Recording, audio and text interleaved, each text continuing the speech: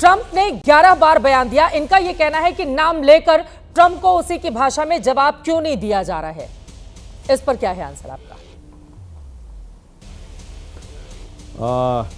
Trump ने 11 बार बयान दिया है तो उसमें लगभग 8 बार उन्होंने न्यूक्लियर कॉन्फ्लिक्ट की बात कही है। तो उस पर भरोसा है कि नहीं? अगर ट्रंप पे भरोसा करिए, पूरा भरोसा करिए, क्योंकि ट्रंप ने तो कहा न्यूक्लियर डिजास्टर को मैंने रुकवा दिया है।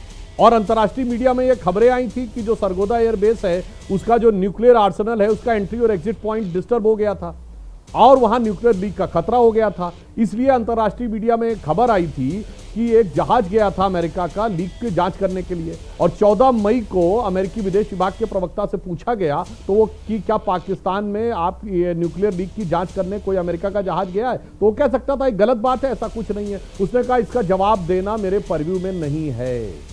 और अगर ये सच मान लिया जाए तो सरगोदा भारत की सीमा से 177 किलोमीटर है, यानी जयपुर दिल्ली से ज्यादा दूर है, सरगोदा भारत की सीमा से कम दूर है।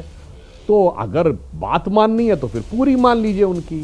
नहीं, न्यूक्लियर लीक की बात क्यों कहें? क्योंकि भारत ने तो साफ कहा है न्यूक्लियर मामला नहीं था, तो फिर भारत की पूरी बात मान लीजिए। नहीं, भारत की पूरी बात नहीं माननी है, भारत की स्टेटमेंट का दूसरा हिस्सा मानना है और ट्रंप के स्टेटमेंट का पहला हिस्सा मानना है। और वैसे तो डोनाल्ड ट्रंप ने यह भी एक बयान दिया है कि जो बाइडेन जो अमेरिका के पूर्व राष्ट्रपति थे वो तो 2020 में ही खत्म हो गए थे और वर्तमान में उनका रोबोट और क्लोन जो है वो काम कर रहा है। अब अगर इस तरह की बातों पे कांग्रेस और राहुल गांधी जी विश्वास कर भी सकते हैं तो कोई आश्चर्य की बात नहीं है। वैसे ये वो पार्टी है जिसने केवल 2 साल पहले मार्च 2023 में जाकर राहुल गांधी जी ने गुहार लगाई थी अमेरिका और यूरोप से, why the defenders of democracy America and Europe are silent and not reacting and what is happening in India.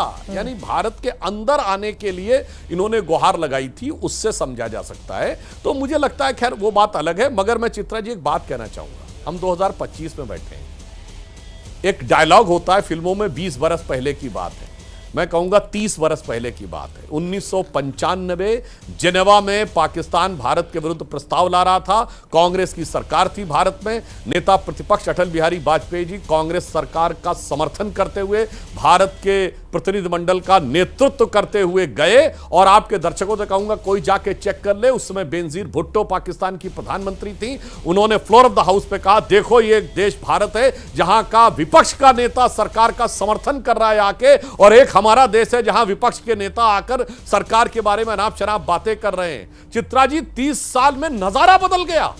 आज पाकिस्तान में कोई विपक्ष का नेता ना उनकी सरकार से सवाल कर रहा है, ना उनकी सेना से सवाल कर रहा है, हिंदुस्तान में सवाल कर रहा है। और आज तो राहुल गांधी जी ने हदें ही पार कर दी। जो बात पाकिस्तान की सेना के अध्यक्ष ने नहीं बोली, जो बात पाकिस्तान के किसी आतंकी संगठन ने नहीं बोली कि भारत ने सरेंडर किया है, जो बात मौलाना मसूद अजहर ने नहीं बोली, जो बात हाफिज सईद ने नहीं बोली, वो बात राहुल गांधी ने बोल दी। यानी कि आज वो हाफिज से बड़े मुहाफिज पाकिस्तान के जो कंसर्न्स हैं उसके ये बन के खड़े हो गए। आज जिस तरीके से राहुल गांधी जी का बयान इको किया जा रहा है पाकिस्तान के इकोसिस्टम में, मुझे लगता है इंदिरा जी की आत्मा को इतना कष्ट हो रहा होगा ऊपर से बैठ के, जो मैं संसद में बोल चुका हूं उसे पुनः रिपीट करता हूं कि एक पंक्ति में कहूंगा कि बूढ़ा वंश इंदिरा जी का उपजा ऐसा लाल कि लुटिया सारी डुबो दई है ऐसा किया कमाल। उन्हें लगता होगा मेरा ही परिवार है। आज इस तरह पाकिस्तान उसको यूज कर रहा है भारत के विरुद्ध। तो मुझे लगता है अपनी पार्टी के अंदर या देश या विदेश किसी भी दृष्टि से देखें तो यह बहुत ही शर्मनाक है। राकेश सिन्हा जी, राजकुमार भाटी जी, मैं फौरन आपके पास आ रही हूं। सुप्रिया जी का जवाब इस पर ले लेती हूं। पहले सुप्रिया सैनी जी। धन्यवाद चित्रा जी। देखिए, इतिहास खंगालने की अगर आदत पड़ जाएगी ना तो आपका इतिहास बड़ा सियाह है और आपका सरेंडर का इतिहास भी बड़ा सियाह है। आप ही तो थे जो सरेंडर कर गए थे, माफीनामे और मुखबिरी करते थे। आप ही तो थे जब क्विट इंडिया मूवमेंट चल रहा था और सारा देश अंग्रेजों को भगा रहा था, तो आप नॉर्थ वेस्ट फ्रंटियर प्रोविंस में, सिंध में और बंगाल में मुस्लिम लीग के साथ सरकार चलाते थे, श्यामा प्रसाद मुखर्जी, और अंग्रेजों को लिखकर बताते थे कैसे भारत छोड़ो आंदोलन को दबाया जाए, उसको कुचला जाए। आपका सियाह, बहुत सियाह आपका इतिहास है, उसमें मत जाइए। यहां पर इन्होंने एक बात कही और मैं उस बात का समर्थन करती हूं। इन्होंने कहा ट्रंप की बात पर यकीन करना है तो पूरा कीजिए। हम क्यों ट्रंप की बात पर यकीन करेंगे? हम तो अपनी सरकार पर, अपनी सेना पर यकीन करेंगे। ट्रंप ने 11 बार मोदी जी का नाम लेकर कहा I told my friend Modi and I told my friend Shahbaz Sharif, इस एक्सेंट में कहा, और उसके बाद मोदी जी उसका प्रतिकार नहीं करते। अरे हमारे देश के प्रधानमंत्री का नाम लेकर अमेरिका का राष्ट्रपति कह रहा है वो शहबाज शरीफ के साथ एक न्यूट्रल जगह पर डिनर पर जाएंगे, मैं कश्मीर में हस्तक्षेप करूंगा। 11 बार मोदी जी का नाम लेता है, मोदी जी प्रतिकार कर दे, मैं मोदी जी की बात पर यकीन करूंगी, लेकिन मोदी जी ने उस पर नहीं बोला। हमारे CDS chief of defence staff general Anil Chauhan ने सिंगापुर में जो ब्लूमबर्ग और रॉयटर्स को इंटरव्यू दिया, उसमें उन्होंने कहा कि न्यूक्लियर कोई थ्रेट नहीं थी, हम अपने यूनिफॉर्म लोगों की बात बिल्कुल सराख पे रखते हैं और हम मानते हैं थ्रेट नहीं थी, हम ट्रंप की इस बात को नहीं मानेंगे। प्रतिकार करें मोदी जी, कहे मोदी जी की ट्रंप गलत, बीच में मत बोलिए, बीच में मत बोलिए, बाद में करिएगा, नहीं बोल रहे हैं, बाद में दीजिएगा, अभी मुझे बोलने दीजिए। अपनी बात खत्म कीजिए, बाकी लोगों के भी पास जाना है। असली बात यह है कि कर रहे हैं 11 बार ट्रंप बोल चुका, नरेंद्र मोदी की ओर से सुई टपक सन्नाटा है। और मैं एक बात यहां पर जरूर बोलना चाहती हूं, विपक्ष के नेता का जिक्र हो रहा है, सोफिया कुरैशी का आपने नाम लिया, बिलावल भुट्टो की क्या औकात है जाकर यूएन में हमारे खिलाफ जहर उगल रहा है, हमारी क्या प्रभाव रह गया यूएन में या मल्टीलैटरल एजेंसी में। और मैं आपको एक छोटी सी चीज पढ़ के सुना देना चाहती हूं, और मेरी तो इच्छा यह थी कि 1971 की यह तस्वीर इस बार दोहराई जाए, ऐसे ही पाकिस्तानी सैनिक जो हैं अपनी बंदूकें और असलहे नीचे रखें और ऐसे ही उनसे शांति संधि हम साइन कराते और उनको हराकर घर भेजते, लेकिन ऐसा नहीं हो पाया। अफसोस, सेना ये कर सकती थी, करना चाहती थी। सुधांशु जी आप जवाब दे दीजिए, उसके बाद मैं बाकी दो मेहमानों के पास सवालों के साथ जाऊंगी। जल्दी से अपनी बात खत्म कर लीजिए। 20 सेकंड की बात, हाँ बोलिए, एक 20 सेकंड की बात कहने दीजिए, एक 20 सेकंड की बात। नरेंद्र मोदी के सरेंडर का तो हमने पहले भी नमूना देखा है, गलवान में हमारे 20 जाबाजों की शहादत हुई और नरेंद्र मोदी जी ने कहा कोई घुसा हुआ नहीं है, चीन का नाम तक नहीं लिया, और 5 साल बाद आज चीन से हमारा ट्रेड डेफिसिट $100 बिलियन कर दिया है। यह असलियत है नरेंद्र मोदी जी के सरेंडर की। क्या सबक सिखाया हमने चीन को? चीन पाकिस्तान का हम प्याला हम निवाला हुआ पड़ा है, हमने क्या सबक सिखाया? 20 जाबाजों की शहादत का हमने क्या बदला लिया? ये बात है। अब जब आप और एक बात आपको और बता बस अब बात में आगे बात बता दीजिएगा सुप्रिया जी, एक एक करके, बाकी लोगों की भी बारी है। अभी पूरा 40 मिनट है हमारे पास, राकेश जी भी और राजकुमार जी भी हमारे साथ मौजूद हैं। सुधांशु जी पहले जवाब देंगे इसका।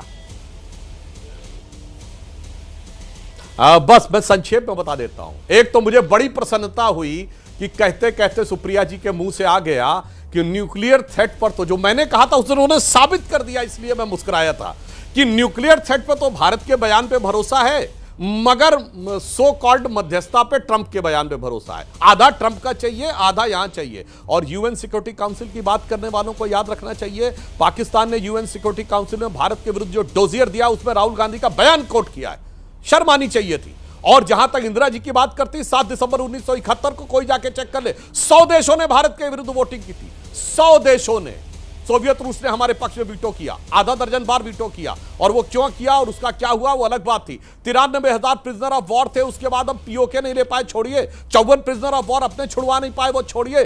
छम में 160 किलोमीटर आ गया था, वो सरेंडर कर दिया वापस पाकिस्तान को, और 13,000 किलोमीटर हमारा पंजाब और सिंध का था, वो सरेंडर कर दिया पाकिस्तान को। बेनजीर भुट्टो ने अपनी किताब डॉटर ऑफ द ईस्ट में लिखा है कि जब वो लोग शिमला के से जाके रावलपिंडी में उतरे, बोलिए नहीं, जो दर्शक जाके चेक कर लेगा, आप लोग तरह व्हाट्सएप पे नहीं बोलता हूं, किताब के साथ बोलता हूं, सुन लीजिए। आप बीच में मत बोलिए, सारे दर्शक जाके चेक करें। बेनजीर भुट्टो ने यह बात कही है, फिर देखिए बोलने लगती है नई बातें नहीं, आपके पास रही, फैक्ट के साथ बोलिए, कोई समस्या की बात नहीं है।